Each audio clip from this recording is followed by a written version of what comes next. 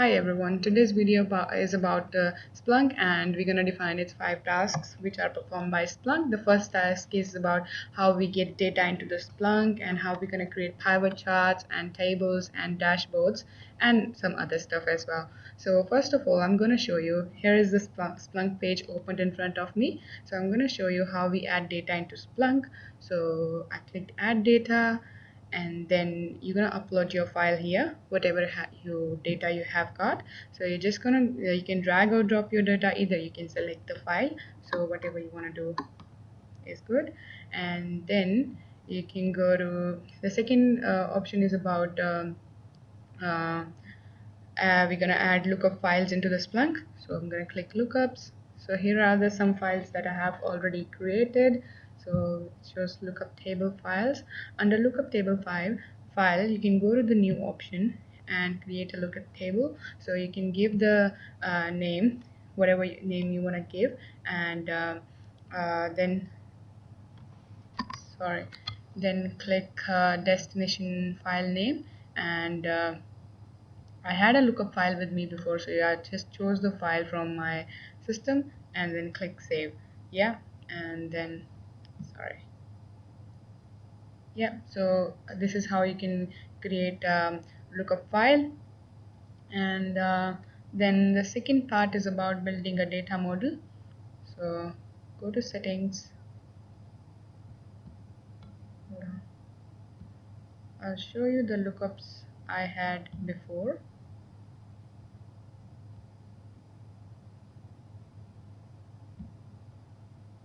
So these are the lookups I had already. So these are the I added price lookup, and you can see the options there are here. So that means I have already created the lookup file. So second option is about how we're gonna build a data model. So go to settings, click data models, and see the data model that I have created in Buttercup Games over here. So you can click new data model. So you can give the whatever name you would like. So you can give it purchases. Yeah, and any ID you like. So I'll put purchases underscore games, and then description is optional if you want to give. So it will be creating a data model. So you can add objects into data model. So you can give object name and object ID from here, and constraints will be a command that you have to give to the data model, and then click save. So I'll just cancel here because I've already created the data model. And next step is about see if you can see here. So the purchases have been created already. Just go to edit and delete it because I've got the data models whatever I have. And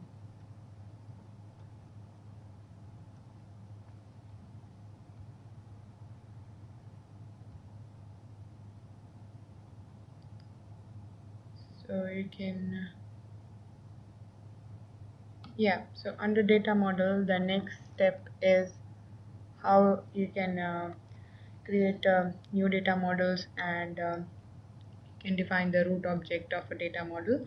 So these are the some you can you're gonna define child objects in the data model. So you can go to the uh, add object, go to child, and you can give the object name, object ID, and the command. And then under purchase request, so purchase request, and then you're going to click save.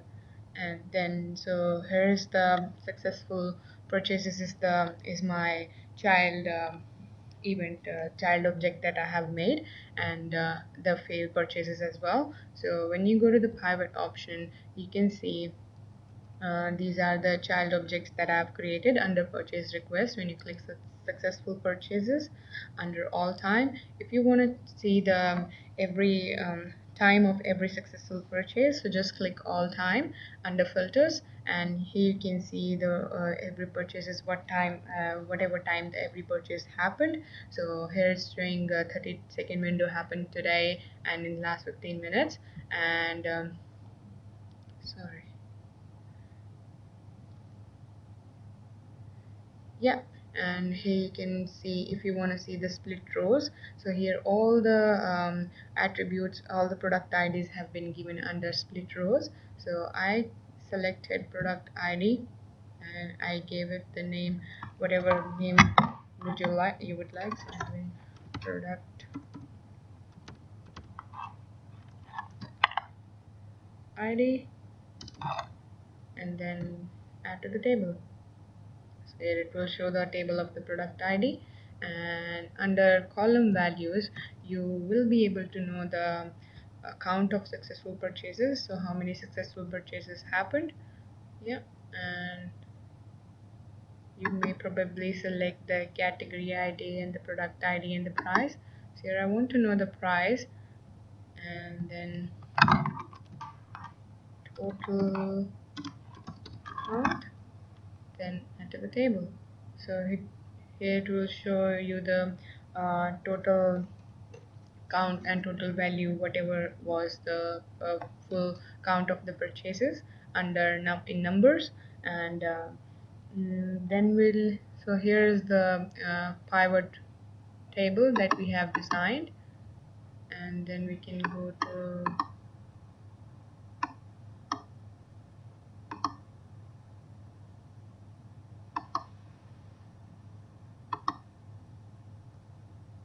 so here are the options. Save it as a report. You can save it as a report. You can give the name whatever you would like, and description. Description is always optional. So just go to successful purchases. Just want to go back. Yeah. So under successful purchases, it is showing you the, when you click 42, it will show you the number of exact successful purchases that happen. And when you go to failed purchases, it will show you the number of the failed purchases, count of failed purchases that happened when you click 42. So it will show you the, so I've set up the count of successful purchases, not the failed purchases.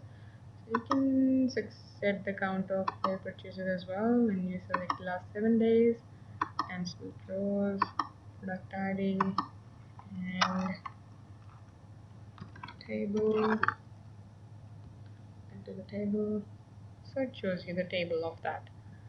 Click editor, shows you the number of failed purchases that happened. And you may also, as I told you, you can choose the option of price from count of failed and then add it to the table. So you can just go to the,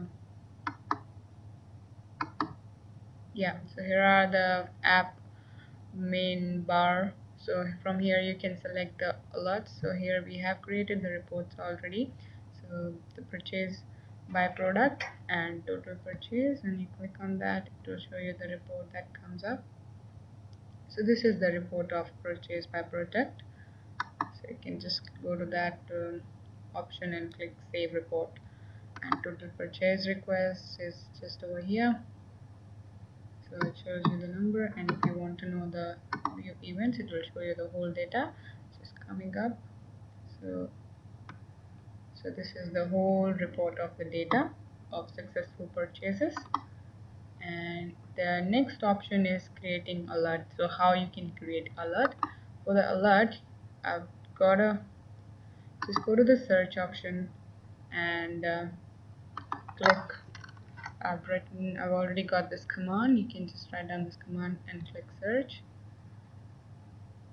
and so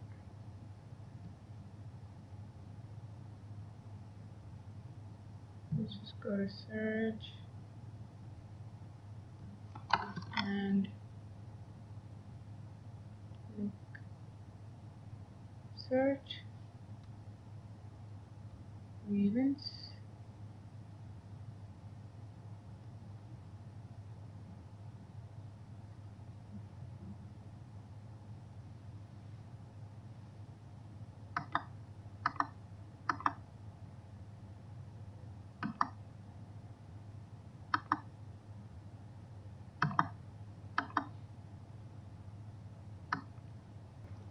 I already had the command. You can go to the website.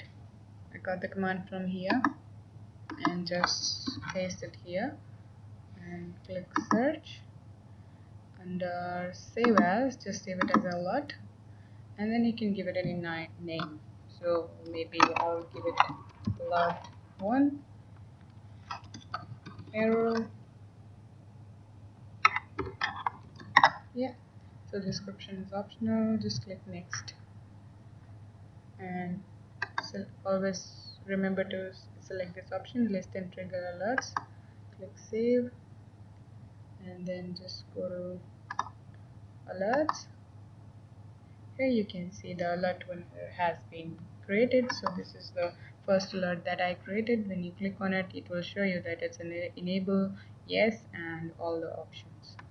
And the last option is about dashboards.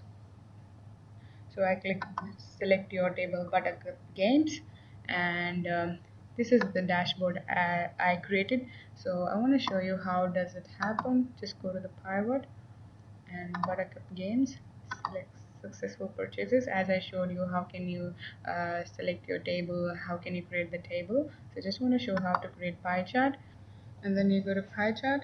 Under pie chart option, it will show you the pie chart. Under 42, it will show you the number of purchases that failed or were successful. And here you can create a new pivot and change the options. So last option, just instead of saving it as a report, if you save it as a dashboard panel, so it will create the panel in front of you. You can select the title, ID, and just click save. So just go to dashboard panel, and then you can have a look at the dashboard panel that I have created. So there's the panel. So here shows the pie chart and the table. So this was all about the Splunk and the 5 tasks performed by Splunk. So it's all about how we got the data into Splunk and how we built a data model and how we created pie charts and tables, and dashboard is the combination of pie chart and table. Thank you.